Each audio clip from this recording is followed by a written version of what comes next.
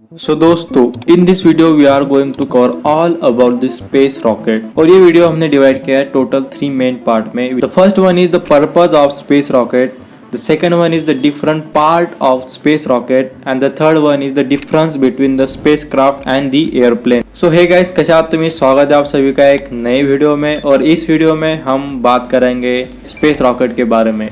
तो चलिए वीडियो को शुरू करते हैं। तो सबसे पहला पॉइंट है purpose of space rocket. Space rocket mostly use for to carry satellite for science and the research purpose and also use to carry people and the passenger in space और in space station. और इसी vehicle को हम space flight भी कहते हैं। For example SpaceX dragon use to supply cargo in space station. Now come to the second point which is the different part of the space aircraft. तो वैसे तो स्पेस क्राफ्ट के बहुत सारे पार्ट्स होते हैं, but if you talk about the specific and the most crucial part of any spacecraft, तो उसमें टोटल 3 पार्ट होते हैं, in which the first one is the payload, second one is a guidance system and the third one is the propulsion system. The first one is the payload. तो ये part space rocket के सबसे ऊपर वाले part में fit होता है, जिसमें कि सैटेलाइट को कैरी किया जाता है। And if you have ever been notice the stages separation of any rocket, तो उसमें आपने नोटिस किया होगा कि एक पार्ट सबसे लास्ट में सैटेलाइट से सेपरेट किया जाता है और उसी को हम पेलोड कहते हैं। Now come to the second point which is a propulsion system. Now the propulsion system of the rocket is all about producing the required amount of thrust to lift the space aircraft, और जिसके लिए चाहिए होते हैं बहुत ही powerful engines.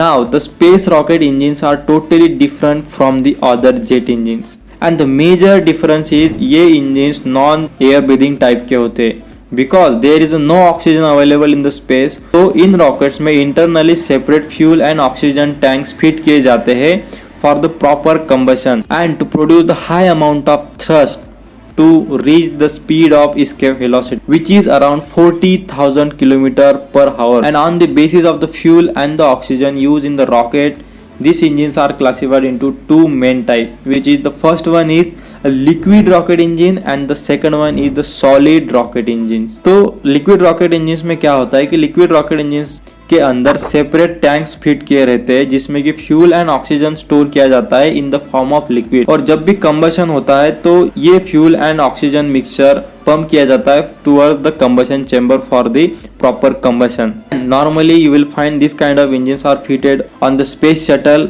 and on the space rocket to place the human or satellites in the proper orbit। and the second engine is the solid rocket engines। In engines के अंदर भी सेपरेट टैंक्स फिट किए रहते हैं, जिसमें कि fuel and oxygen store किया जाता है but in the form of solid. और इस सॉलिड फ्यूल और ऑक्सीजन मिक्सचर को मिक्स किया जाता है with the help of solid propellant for the proper combustion. And if you talk about the use of this engines, तो ये engines use किए जाते हैं as a booster on spacecraft, air to air and air to ground missiles के अंदर। Let's come to the last point which is the difference between the spacecraft and the aircraft. तो हम सभी को पता है कि space craft can fly into the space and return back earth orbit like space shuttle, but on the other hand aircraft cannot fly into the space because of its lack of structural strength।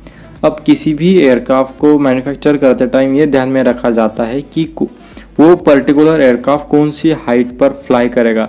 अब मान लीजिए अगर aircraft गलती से उस particular maximum height के ऊपर fly करता है, तो there will be a huge chances for the aircraft accidents. So this is for it guys, hope ये वीडियो आपको अच्छा लगा होगा। अगर ये वीडियो आपको अच्छा लगे तो प्लीज चैनल को सब्सक्राइब कर दीजिए, वीडियो को लाइक कर दीजिए और कमेंट सेक्शन में अपने कमेंट्स बताइए। फिर मिलते हैं नेक्स्ट वीडियो में, तब तक के लिए अपना ख्याल रखिए। Bye bye.